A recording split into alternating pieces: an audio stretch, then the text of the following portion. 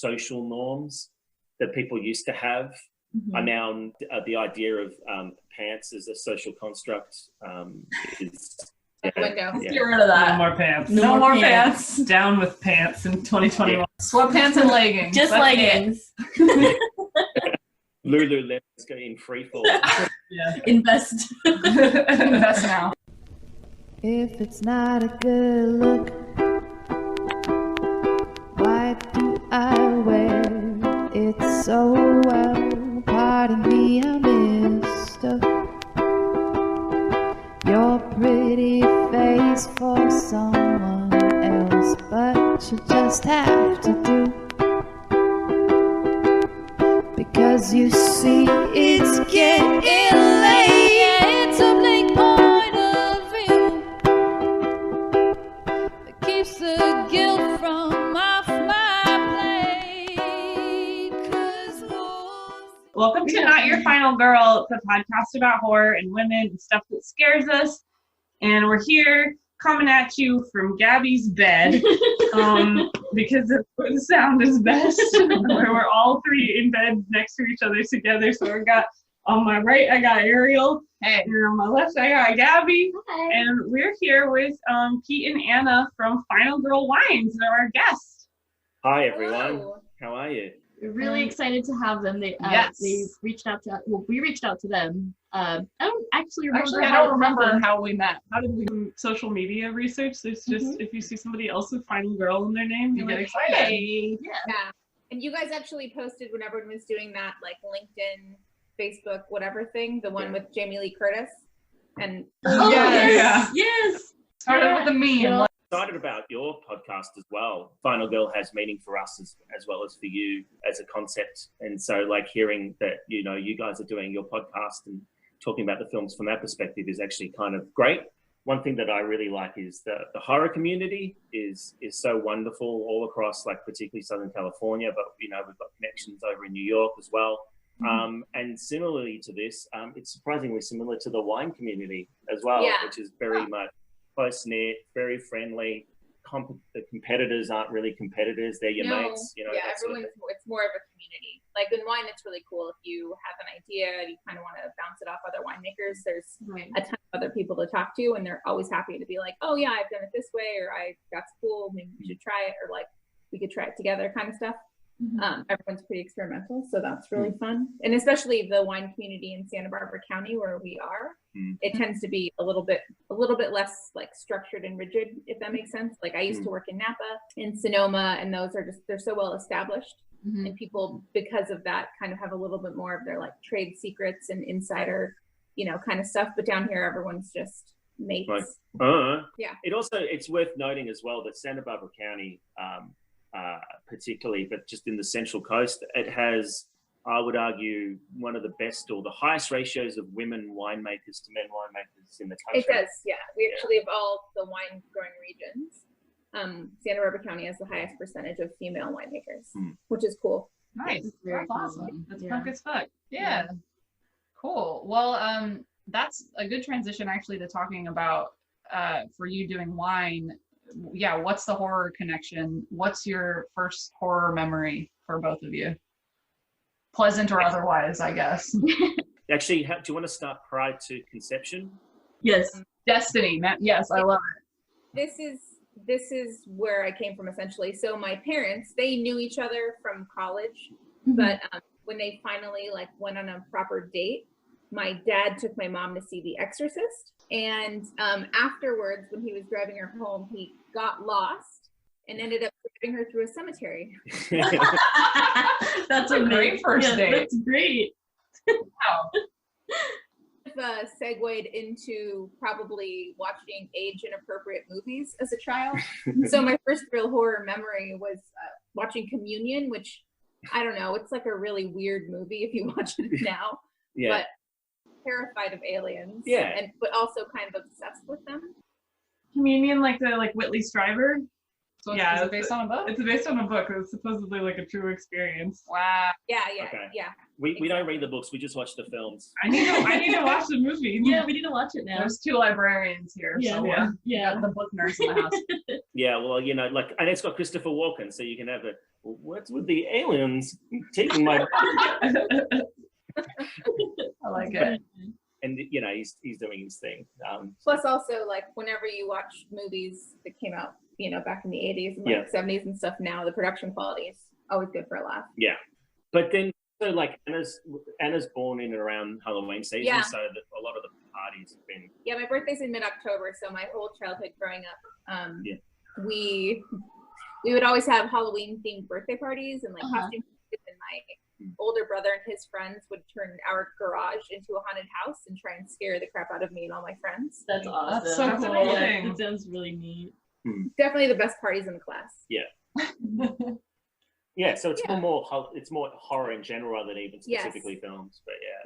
But for me, when I was in, I guess I'm trying to think of whether it was like grade 5, like in school, like for dress ups. One day I dressed up in tracksuit pants and a turtleneck shirt, long sleeve shirt, and had my hair like gelled back and tried to pretend to be Julian Sands from Warlock. I'm sure that went over very well with your peers. Yeah, how'd it go? And I think I had like, I don't know why, but I had like a rosary around my neck. It just, you work with what you've got, right? But yeah, so like Warlock was one of my favorite films, like back, like this is late 80s, I guess it was. You know, eating children's fat out of an old can, you know, the sort of things that you do, trying to hunt down the Grand Grimoire. You know, these were all things that really occupied my time when I was younger. And it's got Richard E. Grant and Laurie Singer in it, if anyone knows that movie. It's a pretty cool flick. Got some fashion inspiration. Love that. But I am curious how then horror and wine were married. Well, right before we met, I was really into The Walking Dead, all sorts of like, zombie flicks. And so we actually met at mutual friend's birthday party, but I was on vacation in New Zealand and Peter happened to be living in New Zealand at the time. So we met at this birthday party and the conversation naturally went to zombie apocalypse, as it does.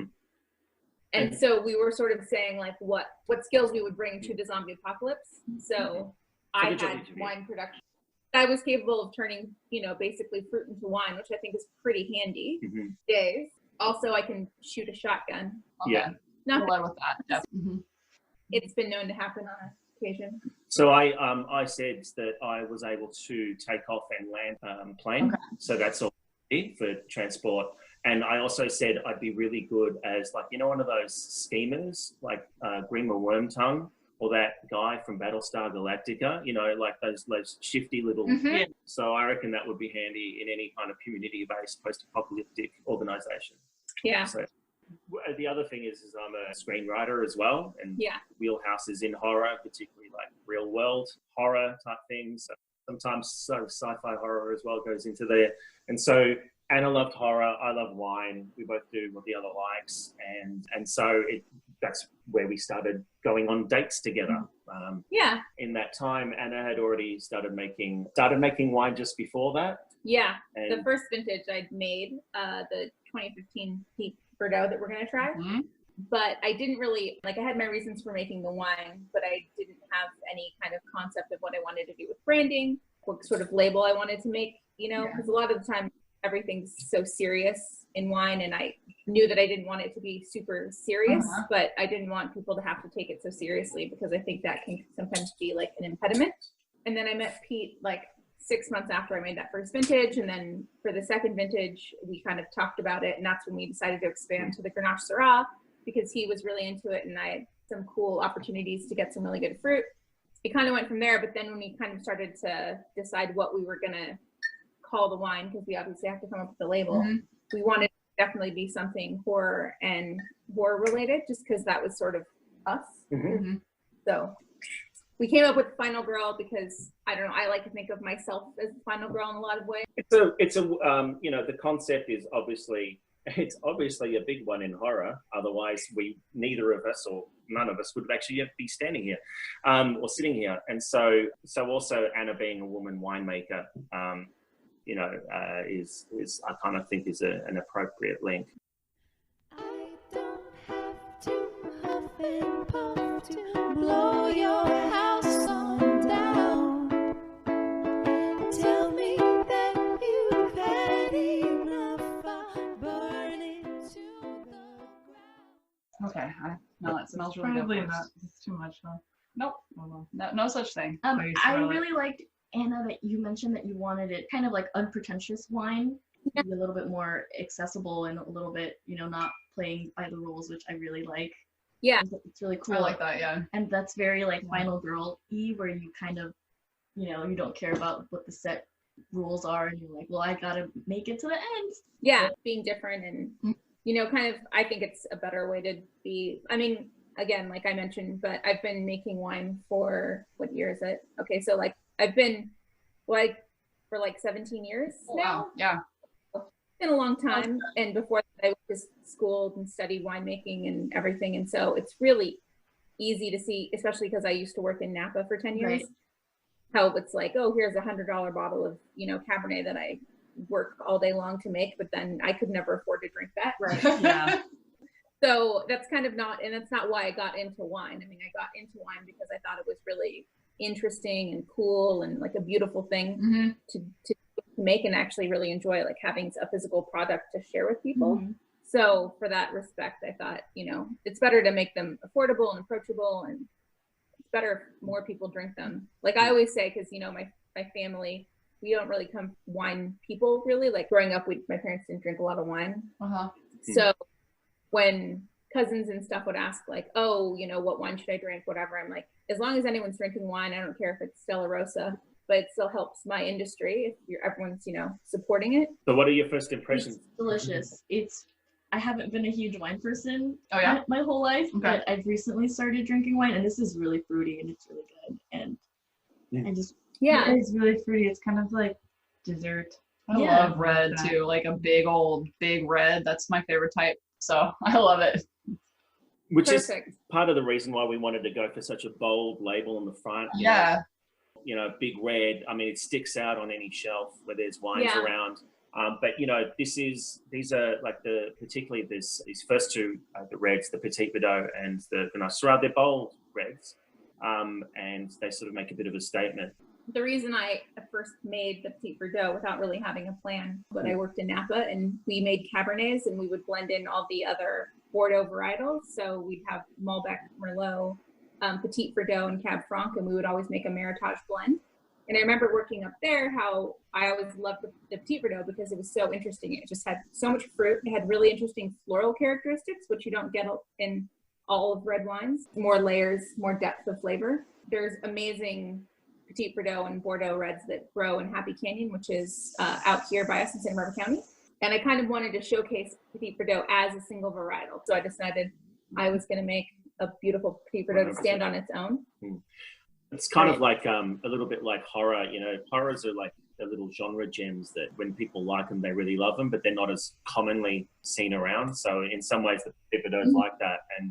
And so the character that like we pair this wine with, all of our wines pair with some kind of a character from a horror film.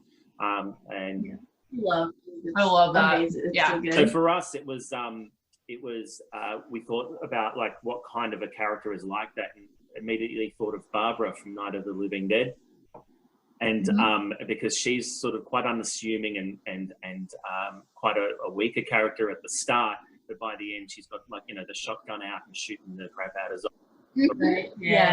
Pat Tallman, who played Barbara in the Night of the Living Dead, so she was generous enough. She signed a limited number of bottles for us to use for charity events. She was a stunt woman too, wasn't she? Like primarily Patricia Tallman. So that makes even more of a kick-ass final girl in my mind. Like a stunt woman who does her own stuff. Who's like, I'm gonna be a final girl. Like, it makes perfect sense. We basically donate 10% of our profits to CAST LA, which is the Coalition Against Slavery and Human Trafficking in LA. So we've raised a bit of cash there so far, which has been great. So it means that I think we've had enough to get at least one person effectively out of a human trafficking situation. So we're really proud of that. That's probably our most proudest thing. I think that's really cool. So then the other one is Grenache Syrah, which is quite common as a. So this one is from Leaf Vineyard in just over the county lines in San Luis just Obispo. outside of Santa Barbara County. Like you don't even notice that it's outside, but just over from a little vineyard called Leaf, like Pete said. Yeah. And it's a bit warmer because it's a little bit more inland. So that means that, again, it's a fruit forward type wine. Yeah. But at the same time, the Syrah, and so there's a lot of Grenache in there. So it's about 67% Grenache and 33% Syrah. Now, the Grenache, because it's fruity, can, you know, be quite tra-la-la-la-la, all like but the Syrah actually gives it a bit of structure and it gives it those earthier tones. And so the immediate comp that I was thinking of anyway, because I've been a big fan of Buffy for so long, as you can probably tell from reference, it's Buffy and Faith. You know, Grenache is the Grenache and Faith is like the Syrah component of it. And they both like really complement each other quite well. Now, they don't complement each other between like seasons 4 and 6, but by season 7, they're really great. So I was saying to them before this that, because I'm a huge Buffy fan too. And for me, Buffy and Faith is, your wine is evidence of their canon relationship more than Joss Whedon saying that it wasn't canon. So thank you. This wine means everything to me. And also I'm just tasting it and it is insanely good. Thank you for making Buffy canon confirmed. Canon confirmed. Wow, this is like really good. It's very, very good. Wow. This is perfect. Just as good as the shit. It's light. It's very romantic. Yeah. Romantic. Some of mine. Yeah. It's really good. Grenache kind of adds, you know, Grenache can kind of light. It adds like some lighter red fruits to it, like light cherries and stuff. And then the Syrah, like Pete was saying, is kind of the darker component. It adds some darker fruit, like blackberries and stuff, but it also adds this like earthy, like dried herbal note that kind of really brings it together. I really like the dried finish too, like the way that finishes is really nice. On these ones, it's kind of hard to say what they also pair with. I often say, like for the Petit Verdot, the first one, it's really good for things like as a bold red. It's good for big flavors like so like succulent pig or tri-tip if you're into that sort of thing.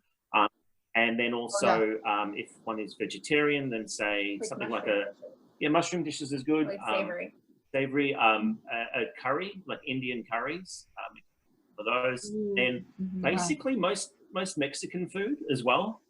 So Petit Verdot pairs well with that. And then with the Grenache Syrah, I think it actually can go well with, like, if you're thinking things like Thanksgiving, like turkey, like lighter hams, or chocolate, it pairs really well with chocolate. I can see it doing really well with something sweet. We've tried that one a fair few times, and a few times we weren't 100% sure, so we had to try it again. Just make sure. And again. Yeah. I was gonna say I might want a little bit more of this one. This one's really. I think while we're sipping on this one, maybe we could talk about our first movie. Yeah, but I do want to ask. I want to know since for the Buffy fans, I do want to know favorite Buffy episode before we move on. So yeah, for me, like my favorite ones. Well, it's hard to tell really because I like all of them. I really introduction of Spike. And the references to, like, you know, was it 6 billion Happy Meals walking around? That was great. Love Hush, I think. Actually, I'll do it because Hush is my favorite. So probably Willow when she does go psycho and skins the guy. I was going, yes, step it up. That's because I'm also very vengeful. So I really appreciate Willow doing that. And that's exactly what I would do. Yes. No, but to say too. Yeah. And then I guess Hush is my favorite because I think that those Slender Man type characters, I forgot what they call again. The Gentleman. That's yeah. Oh, I hate it. She was trying to get Colvin as a but it's really that whole idea of, you know, I love those stories about, you know, when people have woken up in surgery, but they're not able to communicate and they're in pain. Yeah, so that's this would be my I hate that. Horror. I had a surgery, and that was like my biggest thing when I was counting backwards. I was like, I'm gonna feel everything, and it's gonna be Yeah, terrible. it's terrifying. So that's the Murphys. And also, then one other I should mention that the Cat and the Fiddle over in where it used to be over in LA used to be my drinking hole when I was living in LA back in the beginning part of last decade. And fortunately, it's closed now. But that was where Angel and they would actually go there a few times for a bit of a drink down there. Talking about apocalypses, which We're living through it. Yeah, for obvious reasons. I've been thinking about a lot of apocalyptic movies lately. So. Yeah. Anna, you mentioned like zombies. You love zombies as that subgenre, and these both are firmly within that canon as well. Absolutely. And we're quarantined. We're ordered to stay at home for the most part, which is why we had to Zoom. Yeah, which are around Zoom. Yeah. Hopefully we have the technology to be able to talk to you guys. Yeah, so the movies that we watched for this episode are Wreck and 28 Days Later. Which I've heard it argued by more than one person. You should say record, because that's what it's referring to, is like the record button. Yeah. No. Or should it be technically red dot wreck? Bracket, red dot, wreck. It had a lot of working titles that weren't Wreck. They too had a hard time titling this film. Yeah. That makes it feel any better. Yeah, that's true. And the remake, the American version is called Quarantine, which is like fine, I guess. Also more appropriate, more thematically appropriate to us, I guess. Yeah. I just don't understand why, like, what's the point of making a remake that is literally shot for shot? It's for people that didn't want to read the subtitles. It's for people who are, For the people that haven't watched it, Wreck is a 2007 Spanish found footage movie. Follows a news anchor who's doing a segment on firefighters. She's doing it at nighttime, like while people are sleeping. So the name of the segment is While You Slept. But she's following these firefighters, and the firefighters get a call to this like apartment building, and basically, like shit happens. There's an old lady who is infected, and then the Spanish police lock them in with the police officers and the firefighters and the anchor woman, Angela. Yeah, and it just kind of goes from there. Chaos ensues. Chaos. Yeah, it's an outbreak which is curtailed so fast that I was kind of impressed. Just judging by like our current pandemic standards, they were like, this building has an outbreak, shut it down completely. Maybe we should actually have horror fans as part of the daily briefings helping. That would be great. Literally. Good point. Like, I've seen this one. Such a good perspective. They know what's going to happen. Yeah, the White House goes, what do we do? And then every horror fan goes, hold my beer. Hold on. Yeah, I have a plan. Like you guys have. Speculative fiction has covered it. That's so true. But, so you guys have seen the movie, right? Mm-hmm. Yeah, it's been a while. Well, Rick really like an opening for me into the world of Spanish horror. So from there, after that, I really got into things like Julia's Eyes and like Spanish horror, specifically from Spain. It has a really great tone to it in terms of the visuals as well. So I really fell in love with Spanish horror after that. So like my favorite foreign ones are probably Spanish and Korean horror. Even more above Australian ones, which is quite funny. But yeah, so we've seen that one. I'm kind of like, if memory serves me, that was they're fast zombies, aren't they? Is that right?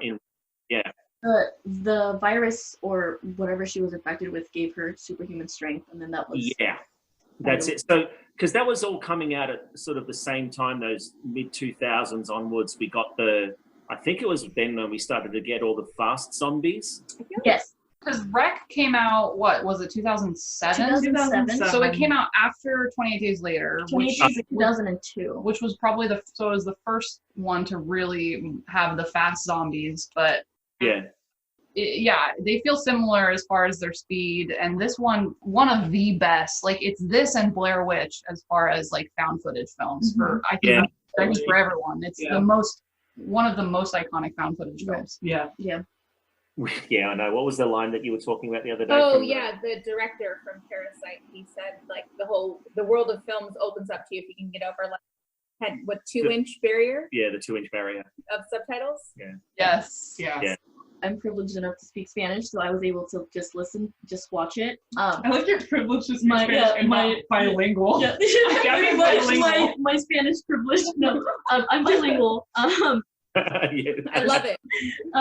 Your honest is fine. Like I can do ale ru ru ru.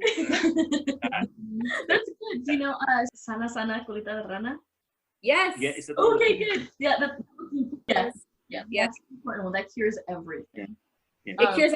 We got that all the time as kids. Yeah. First horror female horror themed bilingual English Spanish podcast in Yes. the country. Easily. Yes. Premiere. Yes. But I totally forgot that I understood Spanish when Candace was watching it. Fine, and she's like, I don't know what they're saying. Yeah, I was watching it for like maybe, she put it on and it didn't have any subtitles, and I was watching it for probably like 20 minutes before she was like, wait, you don't speak Spanish? I was like, I thought, because I speak like a little bit, and I was like, I thought maybe I could figure out, like, I've seen it before, so I was like, well, like, I could probably figure out what's going on. Fine. No, I don't know what they're saying. Like, they're just talking way too fast. Well, that's the thing about something like with Rec is fine sort of at the beginning. One of the things about it's great is like it's so claustrophobic because you're inside that apartment building. It's dark. It's got that found footage element in it. And so when things start to speed up and lots of people move and they talk faster, you're kind of hard to catch up with the and I'm like reading and I'm just going, hang on a second, wait, hang on, what's happening? Yeah. Yeah, it's hard even with the subtitles because things are happening so It's fast. so well. That's the thing. The pace of this film, it's like, not in a bad way, but like I've never seen, because I like a good slow burn, but this is the absolute opposite. This of a is slow burn. the opposite. Like it starts, and from the very like as soon as they get to the apartment, shit hits the fan. Yeah. Just like perpetually. That's true, and it makes it so that like there is no wait a minute, you should be getting out of here kind of No, moment. there's Like, no chance. once they know that everything is fucked, they can't get out. Yeah. Like, Mhm. which is amazing because every horror movie has that you should be getting out of here. Why aren't you leaving? Like Yeah. kind of moment. It's like horror on like amphetamines. Yes. Yeah. The movie is infected with whatever virus the people have Yeah. in it. Yeah. Great. Exactly. We're gonna talk about 28 Days Later a little bit later, but 28 days later. something that I think they have in common was that kind of like spatial confusion as far as like the camera work, Yeah. where you're like, "Ugh." Candace had mentioned that she remembers 28 Days Later as kind of being like an art student's film, where it's like really strange camera work.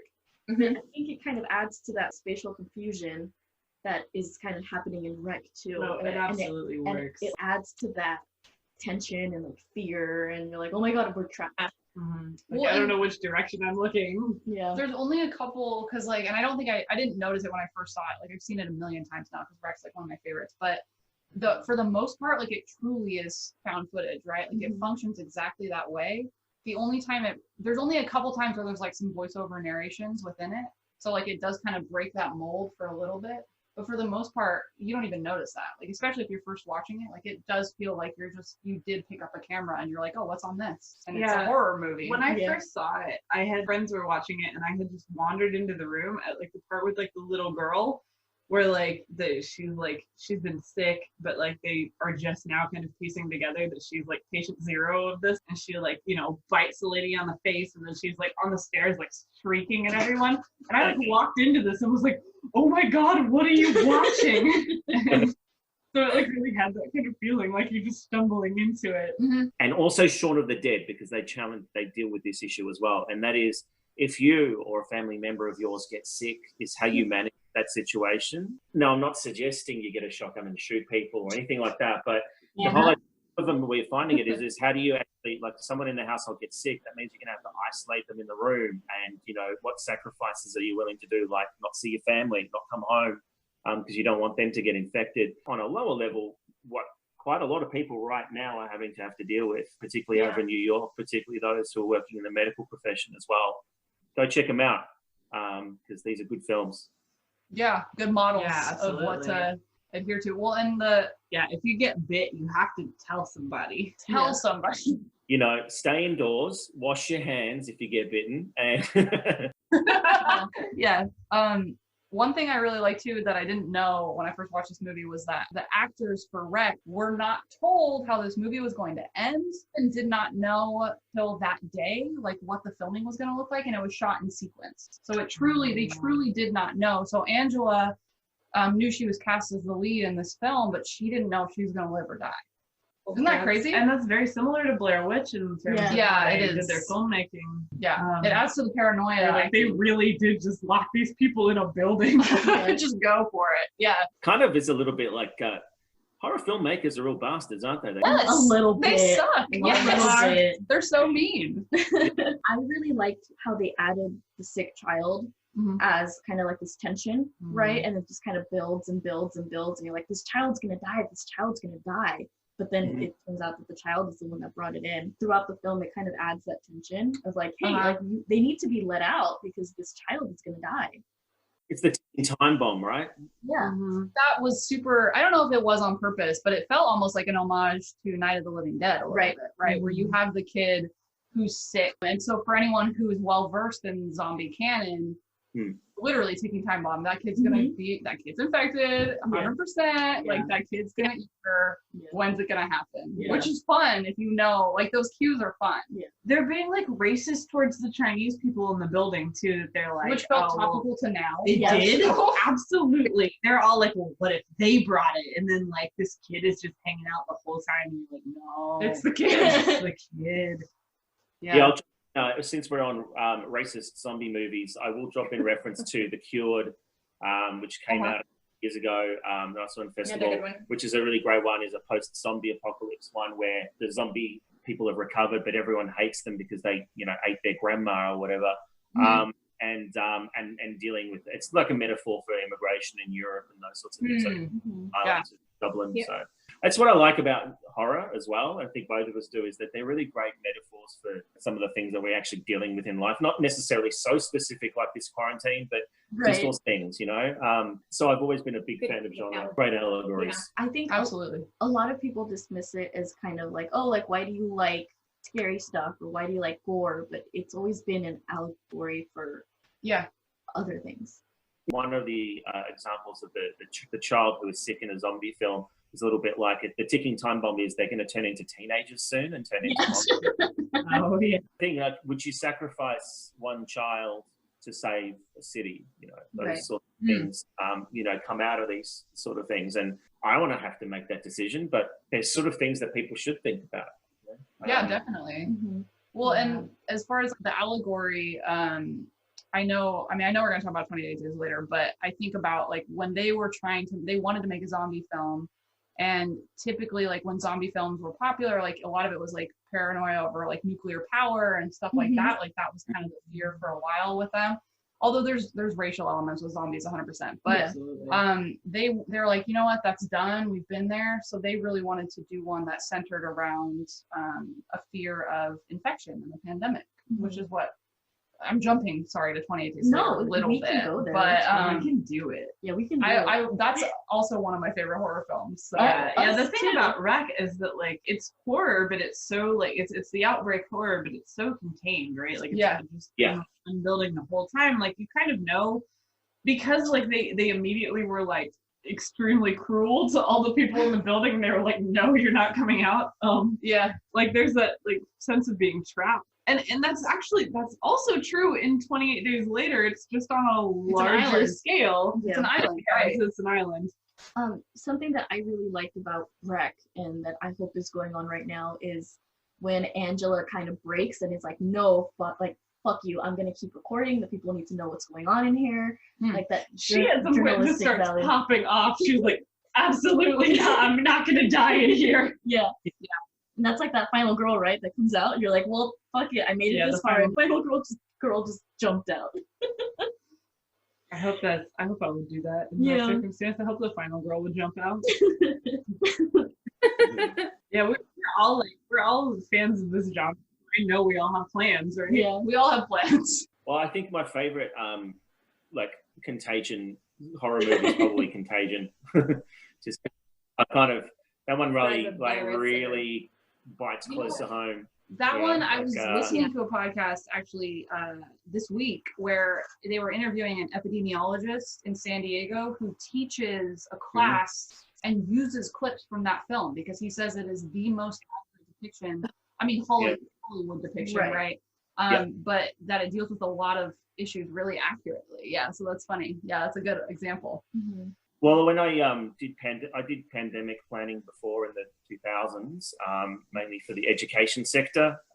So wrote in Australia. So wrote a pandemic plan that they used in swine flu. But when I worked for another organisation, a large one, and we were doing a pandemic plan scenario, and I kind of was saying to my boss, I said, look, we could always talk about a scenario, or we could just give the board members like 7 tickets to see Contagion, because that's like, it's exactly how it would happen. You know, it hasn't dated all that much either. You know, it's still pretty good.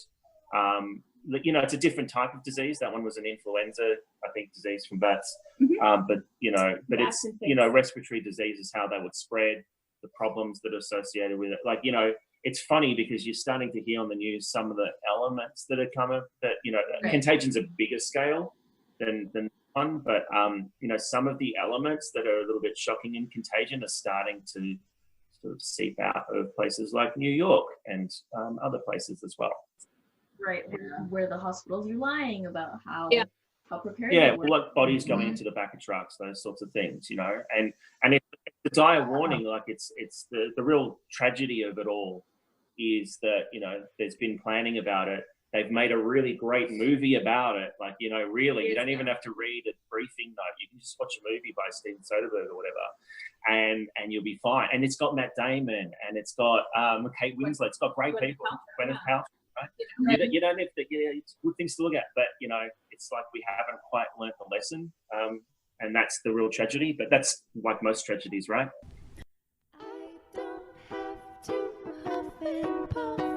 Blow your house on down. Tell me that you've had enough of burning to the ground. Tell us about this next wine we're going to try. Rosé from the dead. Like that. Chugging the remainder of our sample. Yes. Do it. I want to know about this one and the final girl inspiration for this Very one. beautiful. This one's fun, I think. We'd originally made the reds, and those are great, but this past vintage, 2019, we decided we kind of wanted to expand. We had a plan. We were finally selling stuff, and we just wanted to have a little bit more fun with it. Everyone loves rosé. Again, with the whole not being pretentious. I think this rosé is just really fun. It's light and fruity and super fresh. 2019, so it was just bottled in February. And the fruit comes from Santa Barbara County as well. It's made from Pinot Noir grapes. So that's also, like, the thing with Pinot is it's beautiful. It's a great grape. It can do so many things. And a lot of those things are very serious. Rosé is probably the only thing it does that's a little more approachable. Yeah, so super fresh, fruit forward. There's nice floral notes. There's peach, strawberries, those sorts of things in there if you're smelling them. And again, good acidity. And something nice about this one, it actually has a lower level of alcohol, so you don't feel bad. It's a whole bottle. It's crushable, basically. Crushable. That's a beer word. That is a beer word, yeah. I was really into beer for a while. You're showing off your craft. In the wine industry, there's a saying, it takes a lot of great beer to make good wine. Look. So fruity. Oh, this is cool. For those playing at home, who are all in the car listening to this in a podcast form, description of the label. So like the first two are like big red, like McDonald's or Coca-Cola red almost, like labels with yellow writing. And there's a black silhouette of a woman holding a chainsaw, dragging a chainsaw, I should say, which is kind of a little bit resembling Anna, actually, to be honest. And the same again for the rosé, except it's a mauve or a pink label. And then there's an RIP grave with a hand coming out of the ground and a piece of, and then there's a human brain underneath the chainsaw. So that should give you the descriptor that you need to go get this. Yeah, we affectionately refer to this as Rosé of the Dead. Yeah, I love that. When you said that, I was like, yes, these are the right people to be talking to. Absolutely. In recent years, zombie films have sort of been my preference, and especially I love like Zombieland horror comedies in general are phenomenal. So for that reason, mostly my love of all things Zombieland, we chose Wichita from Zombieland. You know, because it's pink, she's a redhead, so that's perfect. Plus, it's like fun, and it's unlike the other movies, which are a little bit more serious. This one's lighter and approachable wine. So for that reason, like a horror comedy kind of works a little bit better. Absolutely. Also, something that I really liked about your guys' bottles was the cork. Yes. Has a little chainsaw on it, which I think is really fucking cute.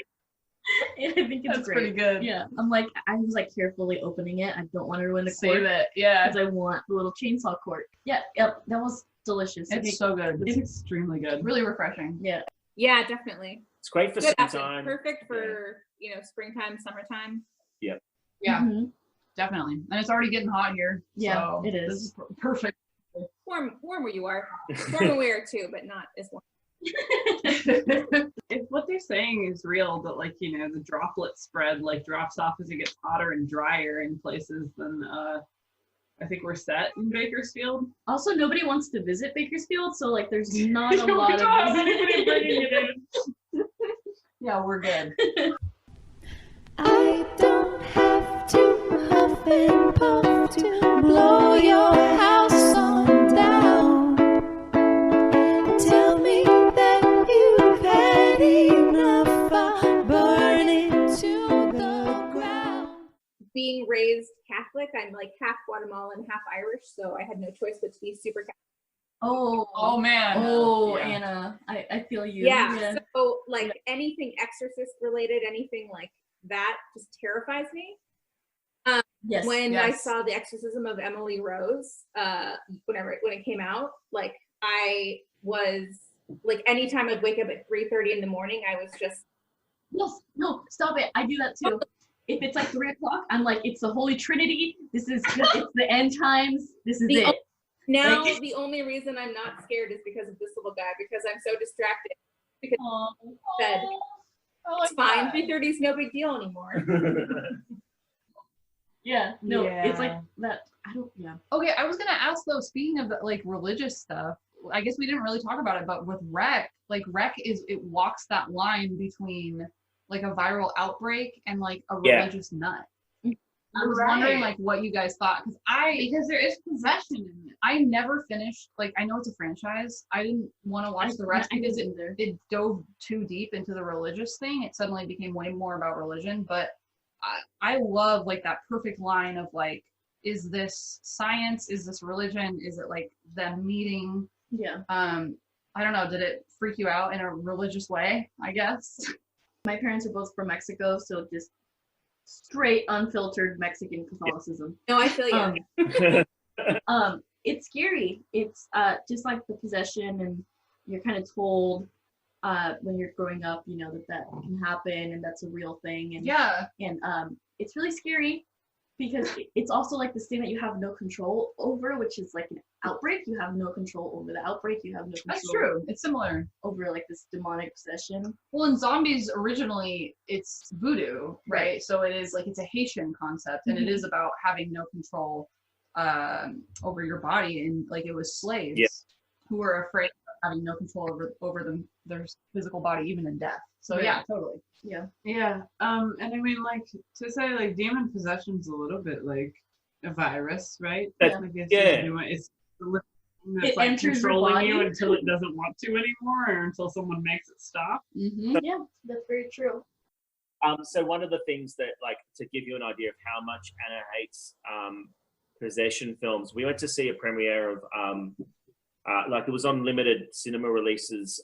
This is a couple of years ago now, for a film called Blackcoat's Daughter.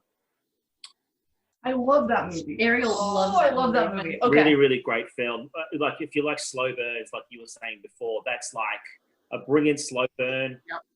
You know, it's got Sabrina in it, playing a much darker role, which I really loved. And sort of know a couple of the filmmakers involved with that one as well, and definitely recommend it for anyone who wants to watch it on. Is it still on Netflix? I'm not 100% sure. It's on Netflix or Prime. It's definitely on streaming right now. Kind of like aesthetically a beautiful, you know, like I think Northwest United States, Canada type sort of place, Winnipeg maybe. Like New England. Sort of like, you know, miserable and dreary. But just a really great concept. Now there's a one bit in there, you know, where, I mean, we want to give away the farm. Spoiler alert. I'll just there's a certain contortion, very much, you know, could get like a 6 at the Olympics. That happens, and then Anna like reaches over, grabs my chest, and rips hair out of my chest. And the biggest scream in the cinema was from me. Actually, it was quite a lot of pain, but just a great burn film. But just a light waxing. I love that. For anybody that hasn't watched 20 Days Later, it was released. You should. First of all, watch it. Rectify that right now. It was released in 2003. It's an outbreak movie that follows Cillian Murphy, whose name is Jim, and he's a bike courier. Who's in a coma. What a nerd. Yeah. Bike courier. Yeah, wear your helmet next time, dude. He's in a coma, and he wakes up, and it's the end of the world. He wakes up. Welcome to our bike safety podcast. Yeah. Welcome to our bike safety podcast. I got a grant for this, don't worry. In which, don't do that because you might wake up buck naked in the middle of the apocalypse. wear a helmet. By the way, probably the first naked man I'd ever seen. What? Oh my God! You had the luck of the first man you saw naked was Cillian Murphy. Look at the Irish. Young me, I was not into it, guys. It's okay. I was not. It was not. Didn't do it for me. The first thing I ever saw Cillian Murphy in, and his wang is just out there. Mm-hmm. Spoilers. So he's like, spoiler. Cillian Murphy is super naked in the first part, but it's like he wakes up and he's like the first man. Yeah, like he's like he has nothing. Yeah.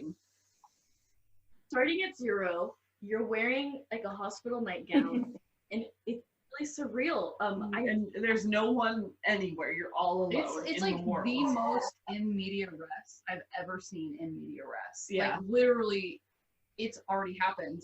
You're in the middle of it. Yeah, like the most I've ever seen of that concept. I definitely had naps where I wake up and feel like Cillian Murphy. I'm like, this is it. No here. Like that's me waking from any nap. That's why I don't take naps. Because I'm always like, oh God. Yeah, the opening is amazing. Like where he's like, for those who haven't seen it, he wakes up and he walks outside and he's walking essentially through London, and there's nothing, and there's no one there, and the amount of difficulty and effort they took. They had to like shoot it at like 4:30 in the morning, just cut off streets, all the rest of it. Nowadays, you can just walk outside right now. So if anyone zombies, don't worry about putting the actors. Just go out there and just shoot different scenes, because London and LA and New York, it's amazing, really. These cities on the news. I'm like, the first thing that always pops in my head is like, it's 28 days later. It's exactly what.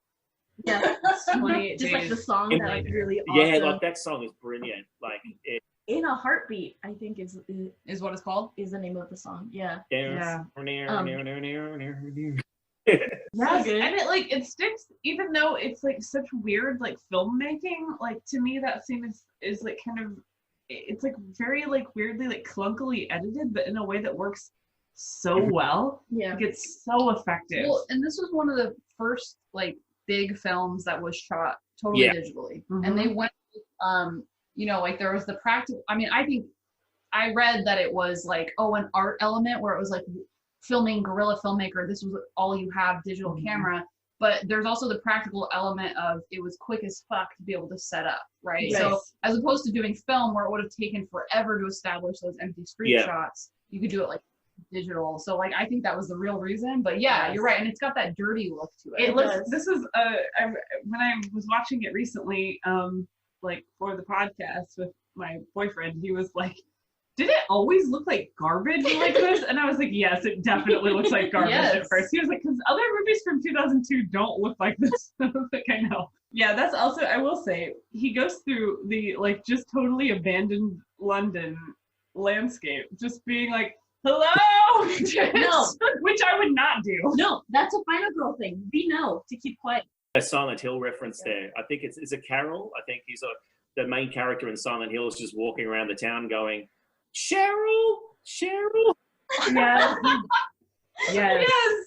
It's true. And you're like, no. Quiet. Yeah. But like, Yeah. I mean, the Alex Garland, Danny Boyle partnership, and also Cillian Murphy as well, because they've done a couple of films, probably two, I don't know. But I love Sunshine, which I think is an outstanding sci-fi. Yes. Probably my favorite sci-fi film of the 2000s. And then you know, Alex Garland goes off and does, you know, those little films like Ex Machina and Annihilation, which is like, I think Annihilation was my favorite sci-fi horror film of the. Annihilation had such a short theatrical, like It did. Yeah. It really did. No one gave a fuck, and I did see it in theaters and was like, this is incredible. Like, why is this not getting me the too. press? It was movie politics, I think. Yeah. Yeah, you're probably right. Especially because I felt like the way that it just like the movie feels like it had a lot of rewrites to me. Yeah. There's a lot of stuff that felt like, wait, why did they do that? Oh, probably because they were rewriting it and they had limited time to like implement these changes. That's how it felt to me. Yeah. There's some things that are just brilliant, and there's some that are like, wait, what is this movie doing? The whole film is just a little bit weird anyway, so it kind of works in that sense. And you know, there's some new concepts in there that we don't really get to see a lot of. I mean, I think Annihilation and Arrival were those films that really stood out in, you know, in the last decade. Yeah, definitely. But yeah, the 28 Days Later, it's the theme song that you were talking about is what I really like about it is, and you could say this about the whole film, is you're starting off with a naked man sort of wandering around a dead city that has nothing in it, and slowly and surely it progresses until you have like a climax that is just really super fast paced and really brutal, and you know, lots of things are happening, and the music,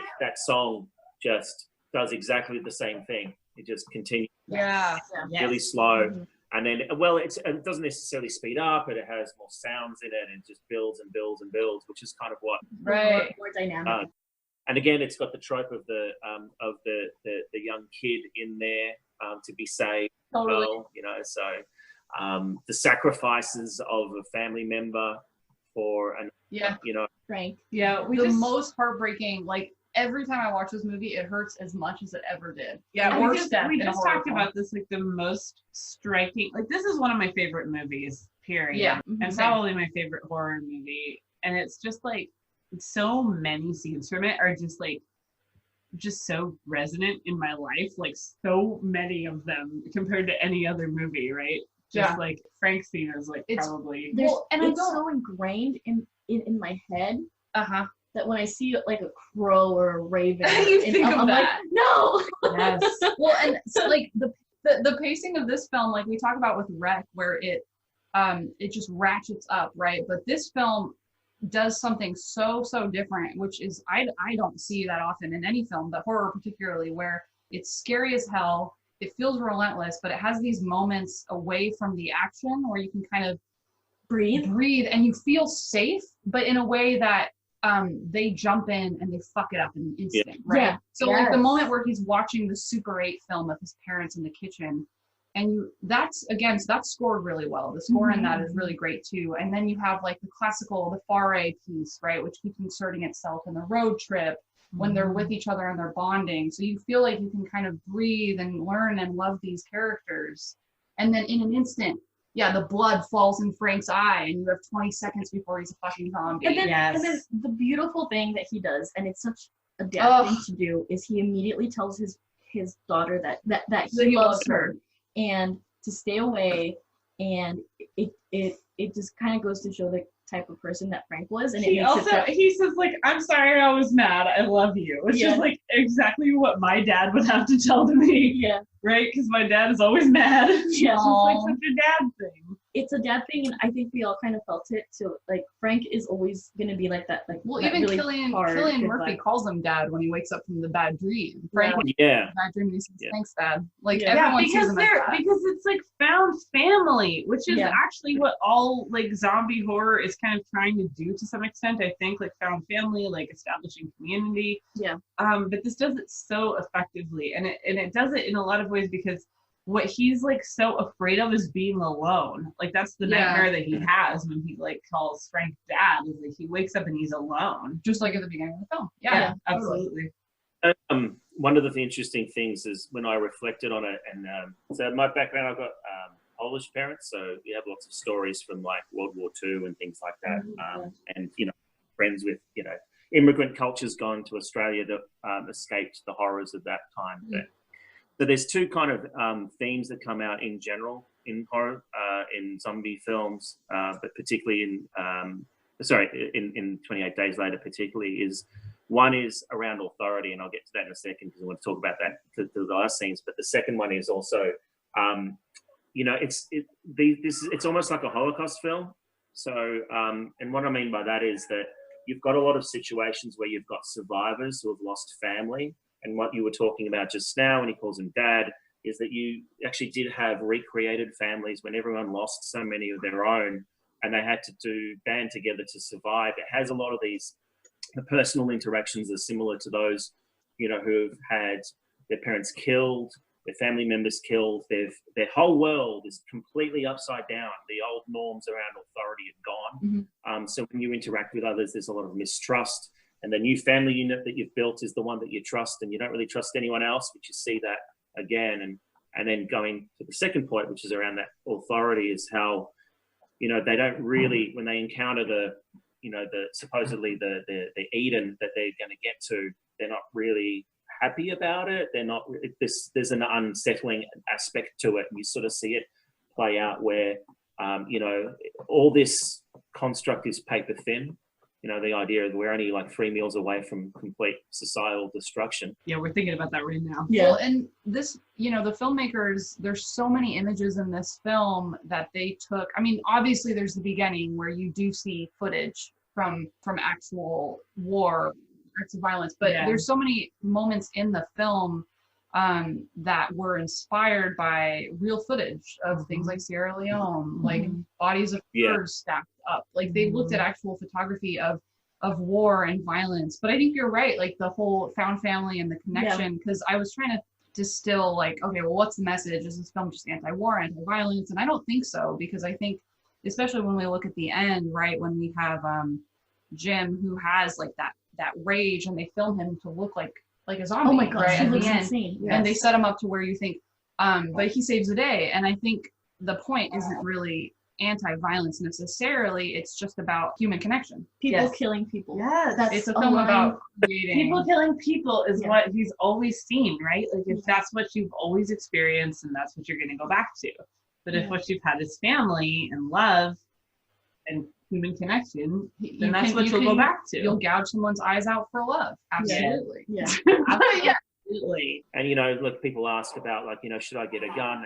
And yeah, sure, that's something that you might want to consider. But if you really want to survive something like an outbreak, particularly if there's any, consequentially like social breakdowns, the number one tool that will actually save you, and this is the same for fires as well, is the same thing that's being repeated here, which is you need a community. You can't actually sit on an island by yourself and then expect to save yourself. You need to actually build your community and then have a bunch of you working together to feed yourselves, to heal the sick, and to coordinate any kind of defense that you have of your town. Like if you don't do is the first thing I do in a zombie apocalypse is, and we're sort of, we live in a town where that's happening now anyway. We've got a community, we talk to each other, we help each other out, and we probably have a fair degree of armaments here. Like I'm not actually too scared. Like, someone wants to take this town, they're going to need like, a company or maybe a division or something. I don't know, like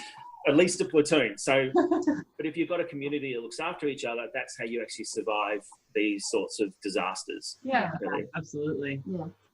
So here's the tip. Anyone who's listening to this, like go talk to your neighbor and find out if they need any help. And, that kind of thing. You know, get to know the people around you who literally live within, like, you know, 100 feet of your house. Yeah. Because that's going to be the best thing you can do. Yeah, definitely. I mean, I found even like grocery shopping now, like it feels like we're all this weird team, right? Like I went with my sister and she was looking for rice, and this woman approached us and said, "Hey, there's rice in this aisle." It just felt like the kindest thing someone had ever said, right? Yeah, like, there's a lot of goodwill, I think, during crises. I think it's really easy to think, you know, like we're human, we're prone to greed and we're prone to being selfish, but I think when kind of shit hits the fan, that's not the case.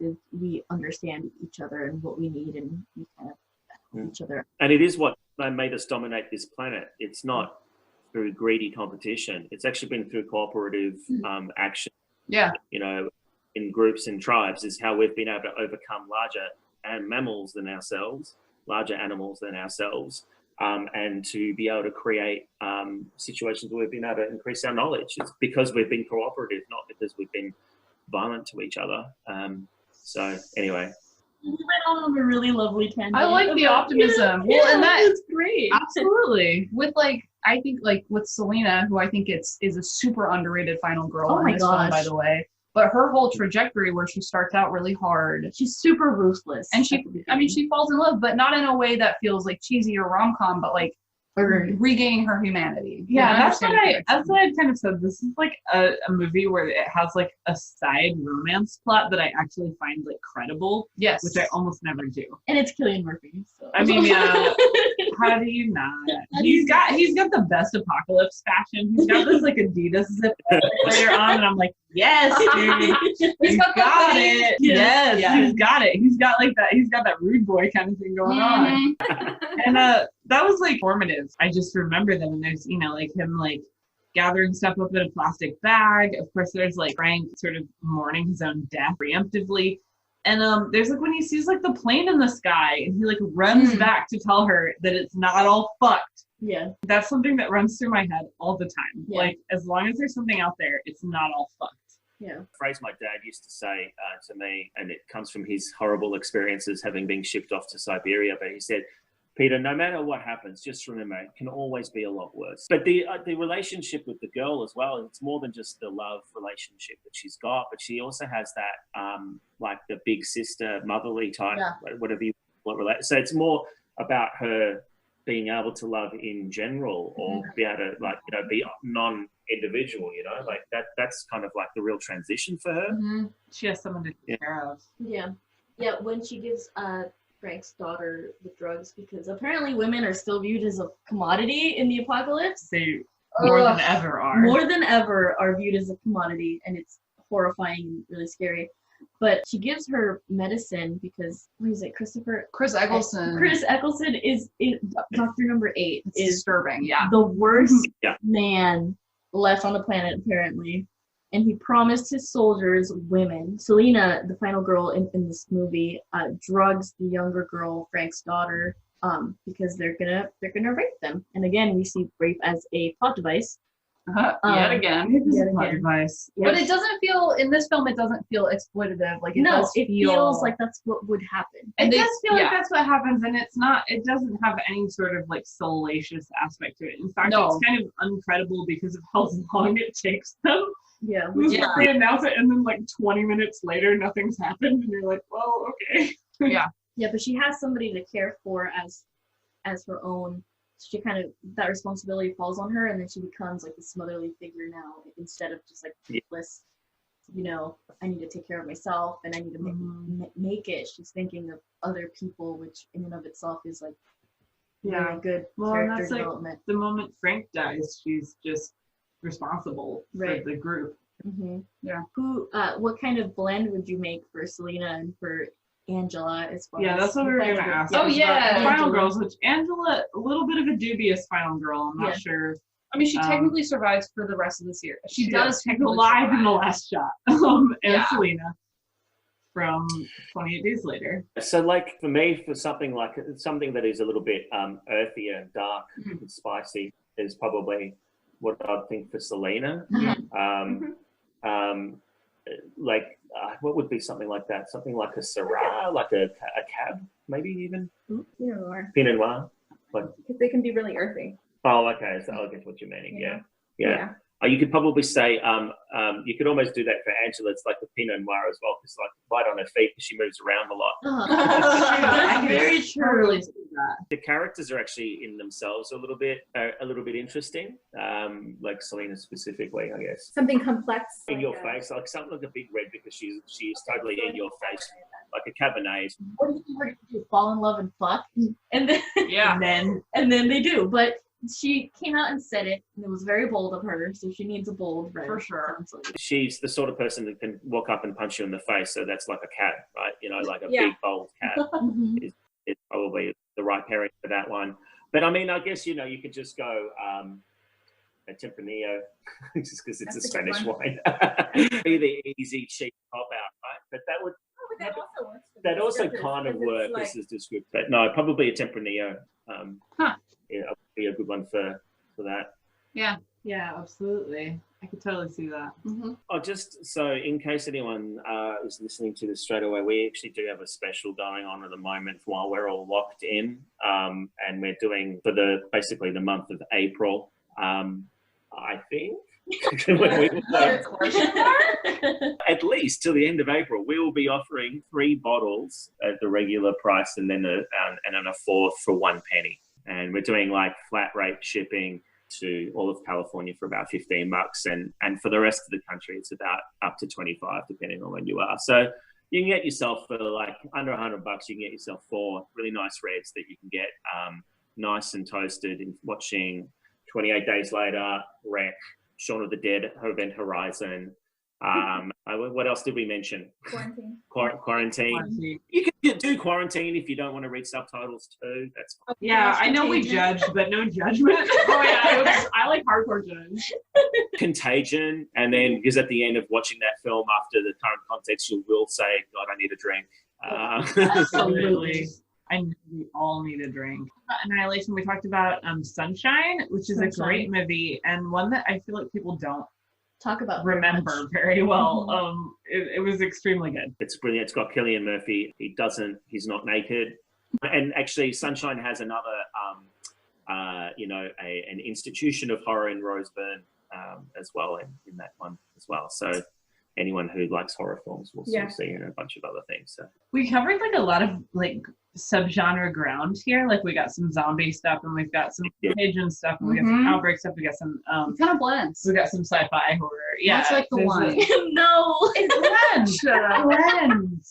That's like The wine blends. much like wine, like blend. There you And go. Something for everyone. I think a lot of horror enthusiasts are huge collectors. Like I know, like I'm a big old collector. Yeah. Even just like seriously, when I found out that you existed, Final Girl Wines existed, I was like, holy shit, I need to get this because it's like the coolest thing. It's horror and it's wine. Yeah. And like the thoughtfulness of really having a Final Girl going with each. I mean, it's also delicious, so it will also pan out. But literally, if you just got a bottle to like show off to all your horror friends, like all horror nerds yearn for this right now. They have to.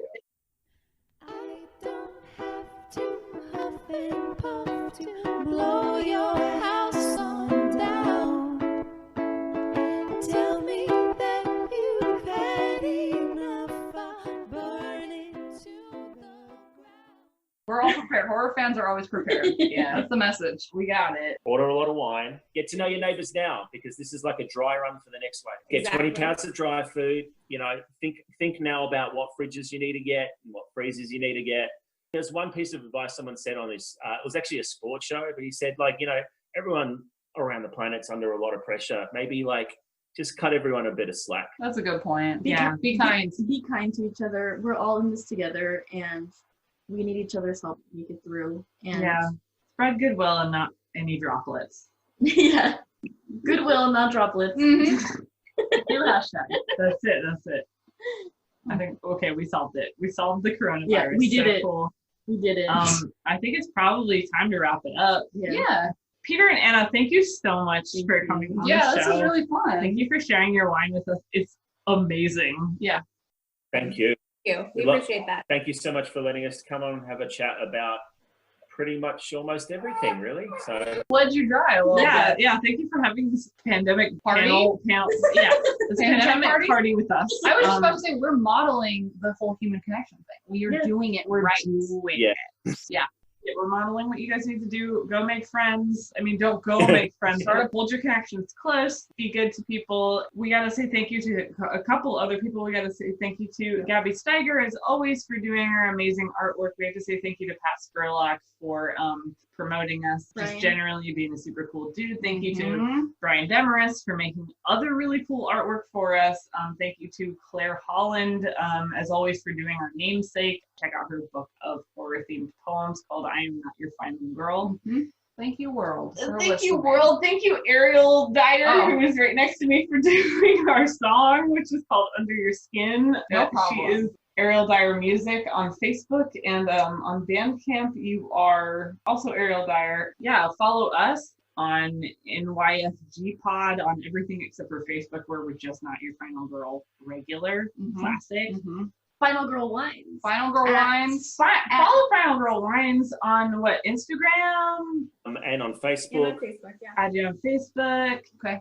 www.finalgirlwines.com if you want to place an order, and you'll be able to do the deal where you get 3 bottles, and then you'll be able to click on one for 1 penny. Stock up. It's worth it. Yeah, And- which is a great deal in these trying times. And Yeah. I will have all the links in the description, so Good. that way you guys can have easy access to all of the links. Perfect. Yeah, thank you guys so much for the wine. It's been really nice talking to you guys, and the Yeah. wine is actually really delicious. Mhm. And I'm very excited Extremely good. because it's mostly, from California and Central Coast, which is pretty local to us, which we love supporting local businesses and women in horror and women in wine. And I think it's just been a really good conversation and collaboration. So thank you guys. Yeah. Yeah, horror and alcohol. Yeah.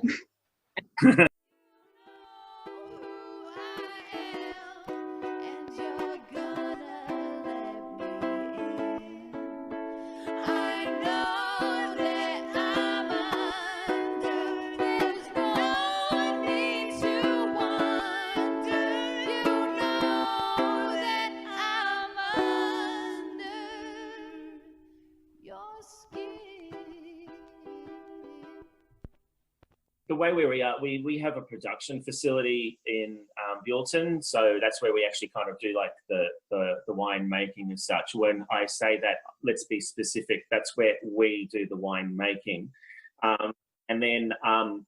So we source grapes from a number of different places, predominantly Happy Canyon for particularly the big reds, but from other places as well. And we have, and rather than having a tasting room, we're actually in a couple of places which that are our surrogate tasting rooms. So there's a place called The Good Life in Solvang and Vito and Amici's. And so they basically have all our wines available there, like to try. So it's kind of like, and we do a lot of work down in LA, or trying to sort of have some things established and doing some cooperative work with like things like the South LA Wine Club, which is essentially a female-driven and minority, I guess, as well, because that's predominantly the clientele is like a mixed minority female wine club that they're trying to promote in South LA to build up the culture of wine and wine appreciation in the area.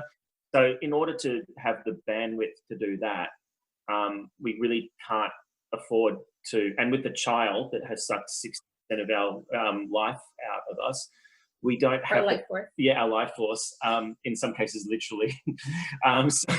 So we don't really have the bandwidth to sort of set up a tasting room, but that's fine enough with us, like go down, and you have a place where you can go in Solvang and you can appreciate other wines there too. There's some good brewers on there, as well. So, and it's all really mum and pop kind of operations for a lot of it.